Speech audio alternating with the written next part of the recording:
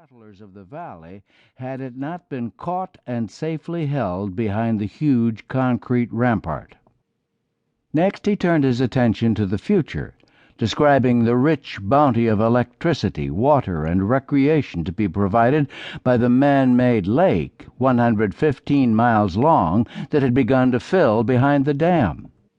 Transmission lines of unprecedented length already spanned the desert, ready to bring electricity to factories, street lights, and household appliances in towns and cities hundreds of miles away.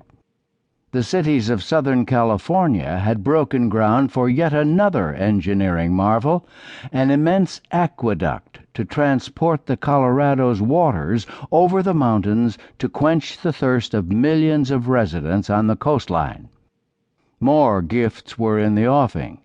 Agriculture, mining, and manufacturing, not to speak of industries yet unforeseen, all would be nourished by the dam.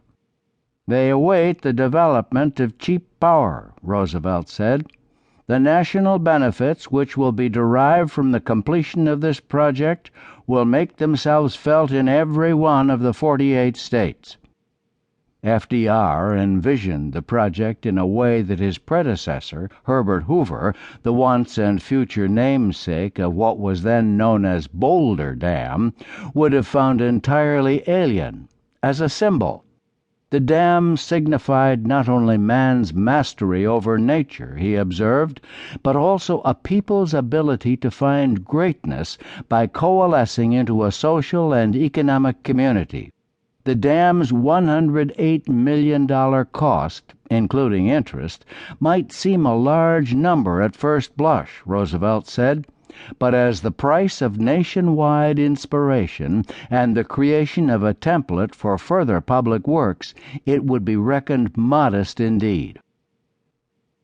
As the largest federal project of its kind, Hoover Dam, to use the name Congress made permanent in 1947, inaugurated an age of grand national undertakings.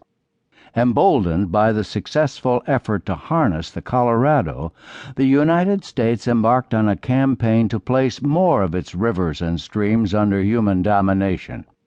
Within a year of Roosevelt's address, 3 more dams, Bonneville, Grand Coulee, and Shasta, were under construction, all ranking with Hoover Dam as among the biggest in history. The Tennessee Valley Authority, born in the 100 Days, the frenzy of legislative action at the very inception of Roosevelt's term, would eventually encompass 29 hydroelectric dams. FDR called constantly for even more projects, like a man under a spell. "How about it?" he would scribble to Ickes during cabinet meetings. "Can we survey? Can we take the money from here and put it there? Can we do it?" 7 more dams soon rose on the Colorado itself, choking it so completely that its once mighty flow into the Gulf of California has been reduced today to a brackish stream of runoff from Mexican farms. Hoover Dam inspired much more than irrigation works. Even before its last concrete was poured, construction of the Golden Gate Bridge was underway, involving some of the same contractors. More bridges and tunnels followed, along with the first freeways.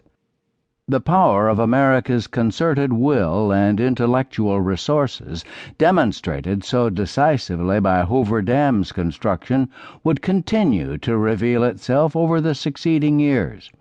In times of acute crisis, as after Pearl Harbor, at D-Day, and in the Manhattan Project, and in times of more placid, if not entirely tranquil aspiration, as during the 1950s and 1960s, which bequeathed to us the interstate highway system and man's landing on the moon.